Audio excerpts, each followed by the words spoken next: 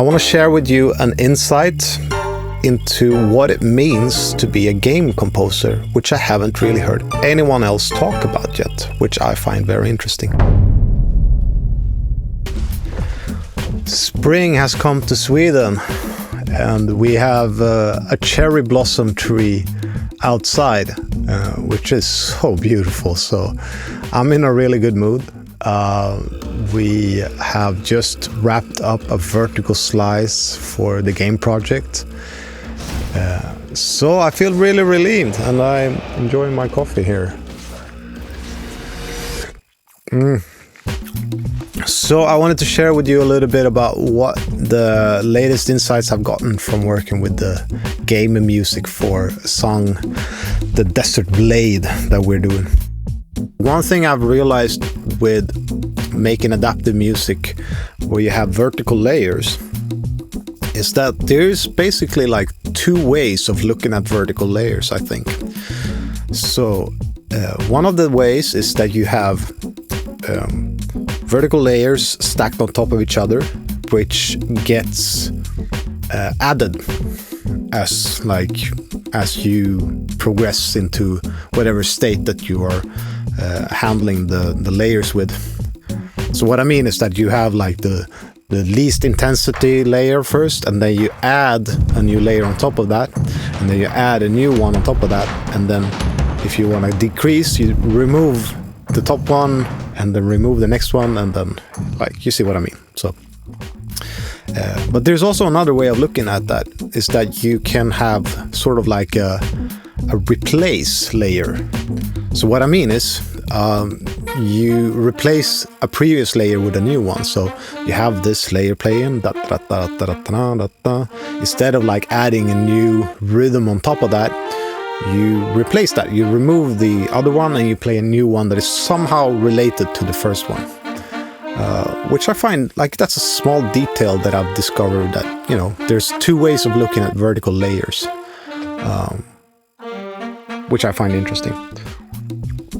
But hey, I have something really interesting here to show you and tell you, I think.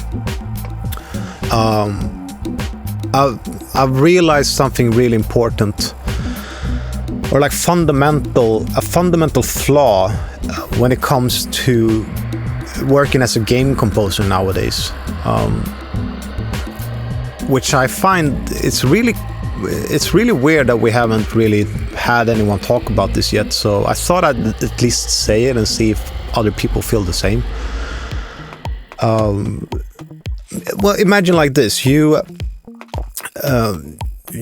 are a master chef at like a big restaurant. You've spent 20 years of like, you know, perfecting your craft.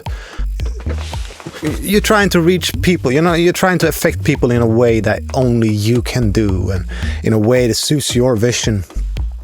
But, and here's the crux, to do that, you only get to work with gardening tools.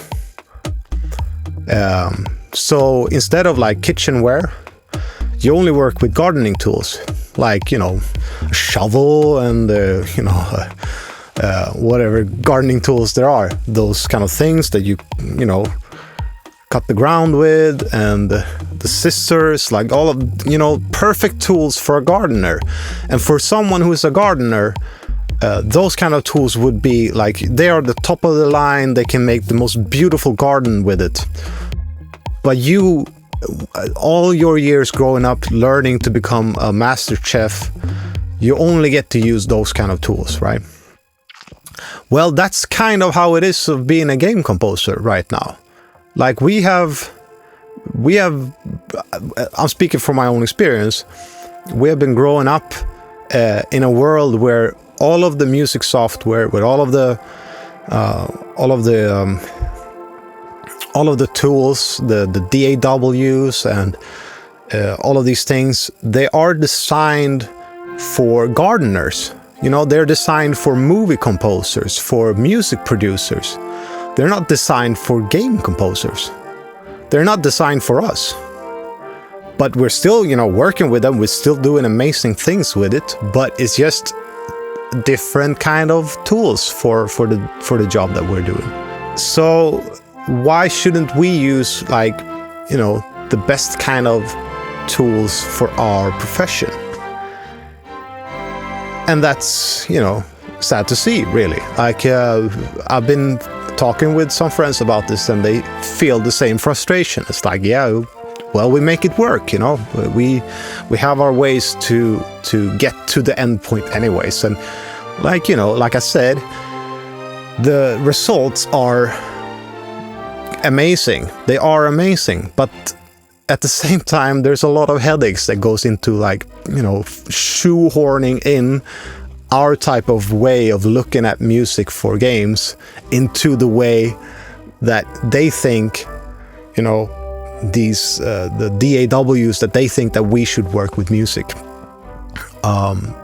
And ever since I started, like, really diving deep into, you know, studying game music, into studying programming and development, I've sort of noticed that there's something wrong here. Like, there's a lot of boring hurdles, a lot of, like, you know, frustrating hazards, and, you know, headaches that we need to push ourselves through in order for us to get towards the end of some kind of adaptive score. And, like, I'm talking about adaptive music here, you know. Like, I'm not talking about linear kind of stuff inside of games where you, instead of having, like, interactive kind of things going on between layers, you have, like, oh, well, we have 3 minutes of music, and we play it and loop it, and then it's done. Like, that kind of music sounds amazing. It sounds great. But the reason is because they're being made by things and composers who understands their tools and use their tools in their way they were intended to. But as soon as you start working with adaptive music, you run into a lot of problems. And yeah, I'm just venting my frustration and my realization of this kind of, like, why have we been, you know, struggling with this kind of nonsense for so long. And part of the reason why I started building the AMAPP was because I know that now is because all of these, like, these tools weren't there. We didn't have them, you know. We needed to do things the old way, like the way that, you know, movies are composed, or the way the music is produced for artists or other cases, but not for games. So feels good to say that. I can tell you, I've been thinking a lot about this, and let's be master chefs. Let's work in kitchens. Let's use professional kitchen tools and cutlery and whatever you call them, utilities. It's important. I think there's more to our profession. I think there's more to game composition and game music. And every time I sit and work, both as a game composer but also as a developer for the AMAPP, I see all of these, you know, holes in between, like, different kind of work modes. Like, now we're here, now we're implementing, now we're composing, now we're arranging, now we're recording with orchestras. Like, there's a lot of just big vacuums of stuff. Like, you know, there's, how do we get from one point to the other? Like, well, we have to solve it in this hyper complex kind of way right now, which is crazy. It's absolutely insane. When the end results are just, like, you know, assets inside of a game, you know, played in the right kind of way, that makes the, you know, that makes the vision come alive, that makes the aesthetic the right, you know. I really feel like that's where I have something that I can share with you guys that will take this kind of thing from, that will take our profession from something that used to be one way and in the future will be something completely groundbreaking. Like, there's so much to discover about game music, so much. And right now we're being held back by using tools, applications, and programs that weren't really designed for our sake, for us. And the AMAPP is designed for game composers. I know that because I am a game composer. I work with this. I do this. I use the AMAPP for this kind of thing. Like, it's designed to help you compose adaptive music, just like you should compose, just like you would compose any type of music. And I want to talk more about this, and it ties into a little bit about what the AMAPP what the future is for the AMAPP. I have an application that is fully functional. It is incredibly fast, and it improves my work and my mental health so much by using it. So I know that it works, but I only know that it works for me at the moment, and I want it to work for you. So that's where I'm at right now. I want to show you how this works, how the application works. And if you are interested in what the AMAPP is, then I'm looking for early adopters, and I'm looking for people who are interested in being a game composer instead of being trapped inside of time-consuming tasks and uninspiring kind of work, where you're stuck in like Excel sheets and planning, or like you don't know really what to do because it's so complex. I want to talk with you. I want to learn more of how you think about music, how you think about game music, how you think that game music should be in your workflow. So I have created several ways of you to get in touch with me. Those of you who are interested, I would like for you to sign up on the Google form in the description of this video.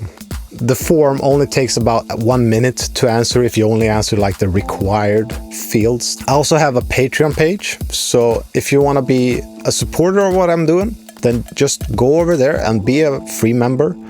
Whenever I do share something like this, you will get immediate updates.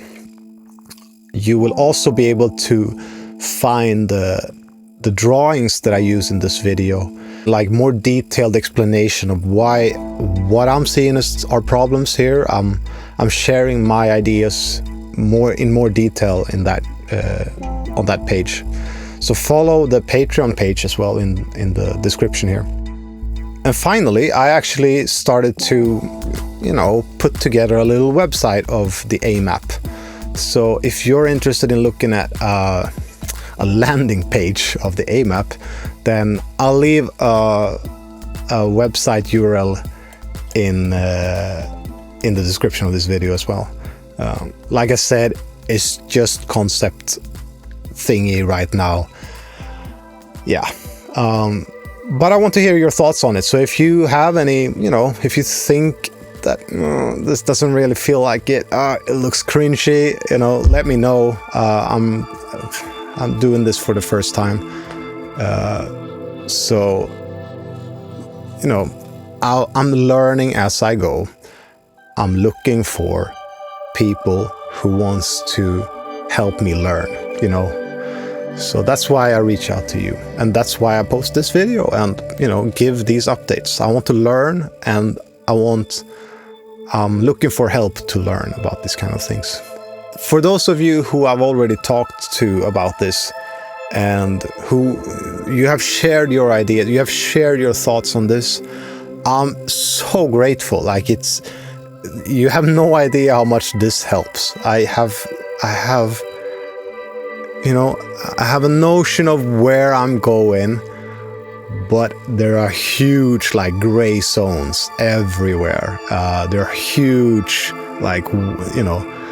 it's like a map, in an RPG, and there's like areas which you haven't explored yet. That's how I feel right now. I have the roads in between the cities and the main areas, but let's explore the whole area. That's how I feel right now.